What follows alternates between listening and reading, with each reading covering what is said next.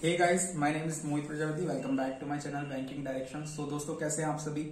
I hope आप सब अच्छे होंगे। और कल काफी बच्चों का एग्जाम था एसबीआई पीओ का, वो मेरा भी एग्जाम था, तो उसी का एनालिसिस मैं आपको दे रहा हूँ। जो मैंने अटेम्प्ट किया हुआ, आपने काफी सारे एनालिसिस किए होंगे, तो जो मैंने अटेम्प्ट किया हुआ है मैं आपको बताऊंगा, क्योंकि कुछ क्वेश्चंस होते हैं जो बाकी सब बता देते हैं, कुछ क्वेश्चन होते हैं जो बाकी करते हैं वो बता देते हैं। जो मैंने किया मैं आपको बताऊंगा। कंप्लीट पेपर मैंने एनालिसिस के मतलब कंप्लीट पेपर देखा हुआ, हर एक क्वेश्चन मैंने देखा था, तभी मैंने अटेम्प्ट किए थे। तो मैं आपको सारे क्वेश्चन बता दूंगा किस तरीके से आए हुए थे, ताकि आप आईपीएस पीओ के लिए बिल्कुल रेडी रहे। सो देखो, रात मैंने इसलिए वीडियो अपलोड नहीं की क्योंकि मैं बहुत लेट आया था घर। लगभग 11:30 बजे की मैं आया था, रात में 11:30 बजे पहुंचा था घर पे। सो इसीलिए मैं आज मॉर्निंग में आपको ये दे रहा हूँ वीडियो। सो देखो, रीजनिंग सबसे पहले ओवरऑल अगर बात करें पेपर की, तो पेपर प्रैक्टिस करने वाले के लिए अटेम्प्ट करने वाला पेपर था। अगर जिसकी अच्छी प्रैक्टिस है, जिसने मेंस को अच्छे से किया है, तो उसके लिए अटेम्प्ट करने वाला था। और काफी बच्चे अच्छा अटेम्प्ट भी करके आए हैं। सो अटेम्प्ट की बात में बात करेंगे, वो तो रहता है कि एक्यूरेसी आपकी कितनी है। अटेम्प्ट तो क्या है, फिर जो एवरेज अटेम्प्ट रहता है वो सबका सेम ही रहता है, बट क्लियर उन्हीं का ही होता है जो एक्यूरेट मार्क के आते हैं। सो क्योंकि ये मैंने लास्ट ईयर एनालिसिस कर चुका हूं। अटेम्प्ट मेरे भी लास्ट ईयर बहुत अच्छे थे, लेकिन एक्यूरेट नहीं थे। सो क्लियर नहीं हुआ। तो एक्यूरेसी अगर नहीं होगी तो आप अगर 100 भी अटेम्प्ट कर दोगे ना, तब भी क्लियर नहीं हो सकता। सो देखो, सबसे पहला सेक्शन था रीजनिंग। अब रीजनिंग देखो, मैं आपको बताता हूँ प्रैक्टिस मॉक इसीलिए मैं रिकमेंड करता हूँ। बिल्कुल ऐसा पैटर्न था ना जो प्रैक्टिस मॉक अपने हर मॉक टेस्ट में देता है। क्वेश्चन बिल्कुल सेम थे। एक क्वेश्चन आया हुआ था जो था टॉप से बॉटम में हमने नंबर लगाने थे कॉन्जिक्यूटिव, उसमें ऑड नंबर दे रखे थे, कॉन्जिक्यूटिव ऑड नंबर लगाने थे। मीट वर्ड था, उसको अल्फाबेटिकल ऑर्डर में 3 के मल्टीपल में लगाना था, और फिर उसके बाद अरेंजमेंट दे रखा था। तो उसको सिंपल, आपको पता है प्रैक्टिस मॉक ऐसे कितने क्वेश्चन देता है, हर मॉक टेस्ट में आपको मिलेगा। लॉजिकल में मैंने एक क्वेश्चन अटेम्प्ट किया है जो मैं आपको बताना चाहूंगा, सिचुएशन बेस्ड, जो हर मॉक टेस्ट में आपको मिलेगा। प्रैक्टिस मॉक के एक सिचुएशन दे रखी होती है, 6 स्टेटमेंट होते हैं, बताना होता है कि इफेक्ट कौन सा है और कौन से स्टेटमेंट इसके कोर्स ऑफ एक्शन है, कौन से स्टेटमेंट इसको स्ट्रेंथन कर रहे हैं, कौन से वीकन कर रहे हैं। तो मैंने वो किया, 2 क्वेश्चन थे उसके अंदर। सिलॉजिज्म आया होता, हर क्वेश्चन में पता उन्होंने क्या करवाया था, आपका टाइम कंज्यूमिंग करवाया था, दैट्स इट। वो एडिशनल वर्क करवा रहे थे आपसे, और कुछ नहीं था। बाकी सब मतलब अच्छे से बनाने वाला था, क्योंकि ऑब्वियसली टाइम है। टाइम क्योंकि हमारे पास लिमिटेड टाइम है, तो हम लिमिटेड क्वेश्चन ही कर पाएंगे। ऐसा नहीं है, आता तो हमें है सब कुछ। अगर टाइम हो तो हम सब अटेम्प्ट कर देंगे, सभी बच्चे कर देंगे। तो लेकिन टाइम के हिसाब से थोड़ा सा वही रहता है कि आप जो आए आपसे वो बनाओ। तो सिलॉजिज्म भी मैं करके आया हूं। और डेटा सफिशिएंसी में यार वो पूछा गया था आपसे इनइक्वालिटी, और इनइक्वालिटी इतनी लंबी थी ना, बहुत ज्यादा लंबी। तो मैंने इनइक्वालिटी को रोक के रख रखा था कि पहले मैं दूसरे क्वेश्चन करूंगा। डायरेक्शन डिस्टेंस में मैं आपको बताऊंगा, डायरेक्शन डिस्टेंस के अंदर उन्होंने क्या करवा रखा था, बनवाया। दो सिचुएशन दे रखे थे, मतलब 2 डायरेक्शन डिस्टेंस के उन्होंने स्टेटमेंट दे रखे थे। तो वो 2 स्टेटमेंट बनाने थे। एक क्वेश्चन तो आसान, दूसरे क्वेश्चन में उन्होंने 2 और स्टेटमेंट देखी, और उन्होंने कह दिया कि इसको इससे कंबाइन करके अब बताओ कि इसका आंसर आ रहा है नहीं आ रहा। एक उसमें क्वेश्चन भी पूछा गया था और स्टेटमेंट दे रखे थे, और हमने इंडिपेंडेंटली कंबाइन करना था। तो यार वो क्वेश्चन टाइम टेकिंग था बहुत ही ज्यादा। तो मुझे लगा यार इस क्वेश्चन को छोड़ना चाहिए अभी, और इस क्वेश्चन को बाद को देखेंगे, क्योंकि वो क्वेश्चन मुझे पहले पढ़ के समझ नहीं आया। मैंने 1 से 1.5 से 2 मिनट उसके अंदर अपना समझने में लगा दिया कि एक्चुअल में यार ये ऑप्शंस दे कैसे रखे हैं और ये कहना क्या चाह रहा है। तो वो भी मैंने अटेम्प्ट नहीं किया। डायरेक्शन डिस्टेंस का मैंने सिर्फ एक क्वेश्चन अटेम्प्ट किया। तो इनपुट आउटपुट पे आते हैं। इनपुट आउटपुट देखो, मैं इसलिए कहता हूँ मिसलिनियस अच्छे से प्रैक्टिस करो, क्योंकि मिसलिनियस आपको बहुत आगे लेके जाएगा। क्योंकि पजल ऐसी थी ना जो आपको बहुत अच्छे से फंसा सकती थी। ब्लड रिलेशन बेस्ड पजल थी 2, तो एक लीनियर बेस्ड थी, एक सर्कुलर बेस्ड थी, जिसमें 2 सर्कुलर थे, इनर आउटर वाले। तो एक वो थी। बाकी एक मंथ बेस्ड पजल थी, इसमें 4 मंथ तो दे रखे थे, बाकी 8 में बता ही नहीं रखा था कि कौन सा किस में आएगा। तो एक ये थी। और यार एक पजल मैंने कैटेगराइज तो कर ली थी, पजल कौन कौन सी अटेम्प्ट करनी है। एक लीनियर बेस्ड पजल आई थी, वो पैरेलल बेस्ड थी, सॉरी। तो उसमें क्या था, जैसे मैं पजल आपको भेज रहा था ना कि पहले बनाना होता है, बाद में फिर उसको अरेंजमेंट करवाते हैं वो सिचुएशन देके। तो उस तरीके की पजल आई हुई थी, और यार वो ही मार्क करनी रह गई। उसको मैं बिल्कुल मतलब लास्ट में यार बनाना ही, मतलब ये समझ लो मेरे दिमाग से ही निकल गई कि इस तरीके की पजल आई है। और मैंने पहले वो उसको मार्क भी कर लिया था, सोच के भी मैंने रखा था।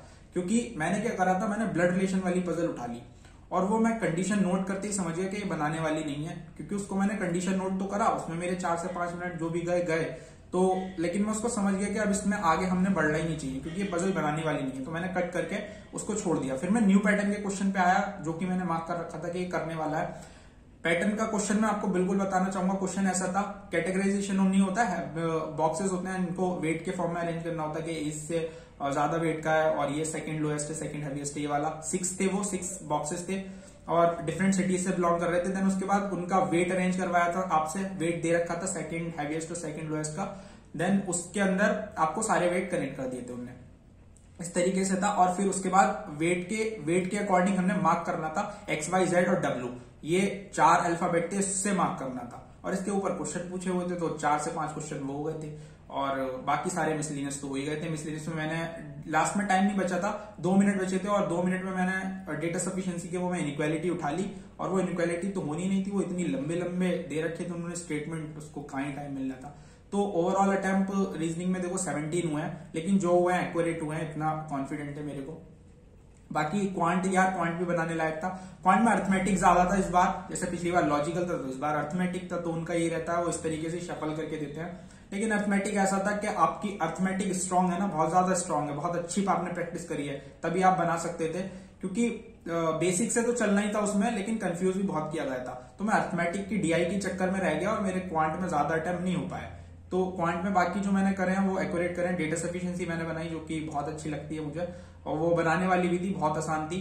और बाकी क्वांटिटी 1 क्वांटिटी 2 भी बनाने वाला था, वो थोड़ा सा दिमाग लगाने वाला था, लेकिन अच्छे से बन जाता आपसे अगर आप दिमाग लगा लेते उसके अंदर, तो वो मैंने बनाया। बाकी मेरे ज्यादा अटेम्प्ट नहीं है, 7-8 या 7 अटेम्प्ट, आई थिंक 7 अटेम्प्ट है, तो क्वांट में ज्यादा अटेम्प्ट नहीं है। जीए, अब जीए पे आते हैं। देखो जीए आपको वही चीज है, आपने अगर डीप पढ़ा होगा तो अच्छी बात है, वरना क्योंकि वो पूछते ही नहीं है। वन लाइनर तो अब कहानी खत्म कर दिया ना वन लाइनर की। अगर 3 महीने का आप डीप पढ़ के गए होंगे तो आपने बहुत अच्छे से परफॉर्म किया होगा। तो वही मैं कहता हूँ कि आप ज्यादा मंथ मत पढ़िए, 3 से 4 मंथ पढ़िए और वो अच्छे से पढ़ के जाइए। अफेयर्स क्लाउज बेस्ट सोर्स है, यही मैं आपको आज भी बताऊंगा, क्योंकि अगर आप उसके हाईलाइटेड पॉइंट पढ़ के गए होंगे तो आप कोई सा क्वेश्चन, मतलब जितने भी पूछे गए थे ना कि ये स्कीम है और इसके एक एक पॉइंट्स आपको 4-4 स्टेटमेंट दिए गए थे, आपको पूरा कंप्लीट स्कीम के बारे में पता होना चाहिए था, तभी आप वो मार्क कर सकते थे। मतलब एलिमिनेशन आप बहुत अच्छे से लगा सकते थे उसके अंदर। जैसे एक स्टेटमेंट गलत है तो एक 3 के अंदर दिया हुआ है, तो 3 ऑप्शन तो ऐसे ही एलिमिनेट हो गए। तो मैंने उसके अंदर एलिमिनेशन बहुत ज्यादा यूज किया है, और मेरे जो अटेम्प्ट है वो 22 अटेम्प्ट है जीए के अंदर, और 22 के 22 मतलब एक गलत है उसके अंदर से, एक गलत है और 21 के 21 सही है। तो बाकी इंग्लिश भी यार अटेम्प्ट करने वाला था। इंग्लिश देखो यही चीज है, एसबीआई इंग्लिश आसान देता है, और इंग्लिश में मतलब टाइम टेकिंग वाले जो क्वेश्चन है ना उनसे बचना था। और मैच द कॉलम आया था जो कि टाइम टेकिंग था, और वो स्क्रॉल भी करना पड़ता है मैच, उसके अंदर हमने वर्ड भी फिल करना था और मैच भी करना था। न्यू पैटर्न था एक तरीके से, तो वो करा, उसमें मेरा टाइम काफी ज्यादा चला गया था। तो मैं पैसेज एक ही पैसेज कर पाया, एक पैसेज के मैंने सारे क्वेश्चन कर दिए थे। तो इंग्लिश में वही 20-21 अटेम्प्ट होंगे बस, हद से था 20 अटेम्प्ट या शायद 21 अटेम्प्ट है। तो इंग्लिश में भी मैंने ज्यादा कुछ, मतलब जो मैंने करा वही जो मुझे आता था वही मैंने किया। टाइम लगाया मैंने क्वेश्चन के अंदर, अच्छे से समझ के किया है, इसलिए मेरे से ज्यादा अटेम्प्ट तो मैंने कभी अटेम्प्ट की तरफ ध्यान ही नहीं दिया, ना मैं मॉक टेस्ट में देता था और ना मैंने एग्जाम में दिया। तो ओवरऑल अटेम्प्ट मेरे 66-67 के समथिंग है, तो ज्यादा ऐसा नहीं लगता मुझे कि हाँ ज्यादा मैंने बहुत अच्छा परफॉर्म किया है। बट ठीक है, अगर एक्यूरेसी होगी तो देखते हैं अगर होता है नहीं होता है। बाकी देखो आईपीएस पीओ के लिए आप एक चीज अपने मन में बना लो कि जीए आप सिर्फ 3 मंथ का पढ़ के जाना, और जिस मंथ में आपका पेपर है, जैसे जनवरी के लास्ट में होगा ना, तो 15 जनवरी तक आप रखना। रीसेंट बहुत ज्यादा पूछते हैं वो, रीसेंट बहुत ज्यादा पूछेंगे। अब मैं क्वेश्चंस भी आपको बता दूंगा जी के, मुझे बहुत सारे याद हैं। पीएम मित्रा आई हुई थी, पीएम मित्रा के आप हाईलाइटेड पॉइंट देख लेना, अफेयर्स क्लाउड के सारे हाईलाइटेड कर रखे हैं उन्होंने। तो अगर जिसको हाईलाइटेड याद थे तो बहुत आसानी से, उसमें एक स्टेटमेंट रॉन्ग था जिसमें उन्होंने कैप कर रखा था अमाउंट को 8,000 करोड़ समथिंग, मतलब 800 करोड़ दे रखा था, तो वो शायद गलत था स्टेटमेंट, क्योंकि 500 करोड़ उन्होंने मैक्सिमम अमाउंट दे रखा है पीएम मित्रा के लिए। तो इस तरीके से आप मतलब अच्छे से कर सकते थे अगर आपने अच्छे से पढ़ा है। देखो 47th रामसर साइट बनी हुई थी, अभी हस्तिनापुर के पास में है वो रामसर साइट, यही मेरठ के पास में ही है। तो वो अभी रिसेंट का ही क्वेश्चन है, दिसंबर का ही। तो अगर आपने दिसंबर में पढ़ा होगा तो वो आसानी से लगा के होगा। हरनाथ संधू कौन से एडिशन की बनी थी मिस यूनिवर्स, तो एक वो था क्वेश्चन। तो ऐसे ऐसे क्वेश्चन थे काफी, मतलब अगर आप थोड़ा सा ही मतलब रिसेंट का ही पढ़ के जाओगे ना तो आपका काम चल जाएगा, लेकिन आप डीप पढ़ के जाओ। तो आईपीएस पीओ भी देखो ऐसा कर सकता है, आप ये मत सोचना कि आईपीएस पीओ बिल्कुल ऐसा नहीं देता है। मैं मानता हूँ जीए उसका और इसका डिफरेंट रहता है, लेकिन अगर आप देखो आरआरबी पीओ को, क्योंकि आरआरबी पीओ में उन्होंने गेम खेला है, तो आप एक्सपेक्ट करके चलो कि जीए के अंदर कुछ भी हो सकता है, तो आप पहले से ही तैयार रहो यार। तो आप ज्यादा ना पढ़ के डीप पढ़ो, अच्छे से पढ़ो। तो यही चीज मैं आपको रिकमेंड करूंगा। बाकी देखते हैं यार, जब रिजल्ट आएगा तब की तब देखी जाएगी होता है नहीं होता है। बाकी कोई टेंशन अब ले मत। और जिनका भी एग्जाम हुआ है वो एग्जाम के बारे में मत सोचो कि मेरे इतने टाइम पे मैं इतने करके आया हूँ, और बाकी जाके आप दूसरों के अटेम्प्ट देखो कि कोई 90 करके आया या ये 80 करके आ गया, मेरा सिलेक्शन नहीं होगा। तो ऐसा कुछ नहीं है। देखो जो एक्यूरेट होता है सिलेक्शन उसी का ही होता है। अगर वो 90 करके 20 गलत करके आया होगा तो उसका सिलेक्शन फिर भी नहीं होना है। तो आप इसीलिए आप अच्छे से सोचो और पॉजिटिव तरीके से आप बाद में देखना जब रिजल्ट आएगा, अगर आप अच्छे से एक्यूरेसी से आप 60-70 भी करके आएंगे तो आपका सिलेक्शन हो जाएगा। अब देखो मैं बताता हूँ आपको डिस्क्रिप्टिव के बारे में। तो डिस्क्रिप्टिव का क्या था, डिस्क्रिप्टिव में जो टॉपिक आए थे वो बहुत आसान थे। प्राइवेटाइजेशन था, एसए के अंदर इकोनॉमिक बेनिफिट बताने थे एजुकेशन के, और एक था शायद एम्पावरमेंट पे लिखना था शायद, हाँ इसी तरीके से था एक और लेटर भी आसान थे यार। लेटर एक बैंक मैनेजर को लेटर लिखने के लिए आया था जिसमें आपने एक ट्रेनिंग प्रोग्राम को इनिशिएट करना है, लाइक उसके प्लान बताने थे, पूरा कंप्लीट प्लान डिस्कस करना था, बस ये था। तो ये वाला लेटर मैंने किया है, कंप्लीट प्लान मैंने बताया था उसके अंदर।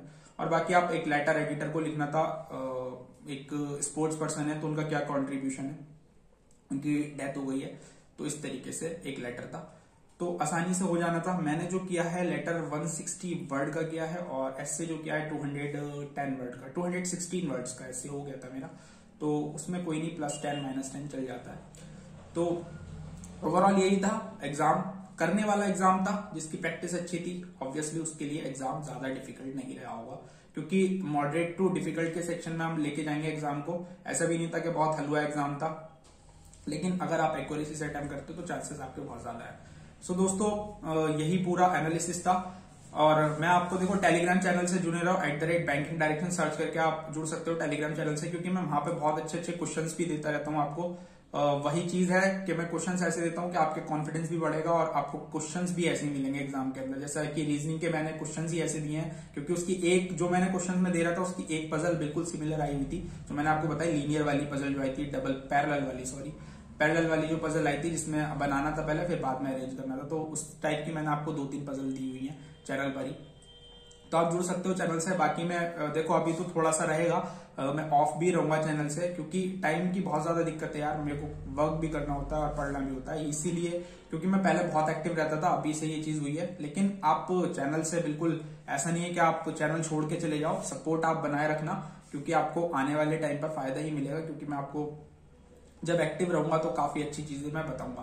तो सभी को मैं हेल्प करता हूं हमेशा, चाहे वो टेलीग्राम चैनल पे हो चाहे वो यूट्यूब चैनल हो। मैंने अपना चैनल ही इसीलिए ओपन किया ताकि मैं एक बच्चों को गलत डायरेक्शन से अच्छा एक बिल्कुल रिक्वायर्ड थिंग बता सकूं। सो दोस्तों अगर चैनल पर अगर आप न्यू हो तो बिल्कुल सब्सक्राइब जरूर करना, और चैनल से बने रहना। बिल्कुल आपको आने वाले टाइम में बिल्कुल कुछ रिक्वायर्ड थिंग जरूर मिलेंगी चैनल पर। बिल्कुल अगर आप न्यू हो तो बिल्कुल बने रहना, क्योंकि आप एक तरीके से प्रॉपर तरीके से प्रैक्टिस कर पाओगे जिस तरीके से मैं आपको बताऊंगा। So thank you so much.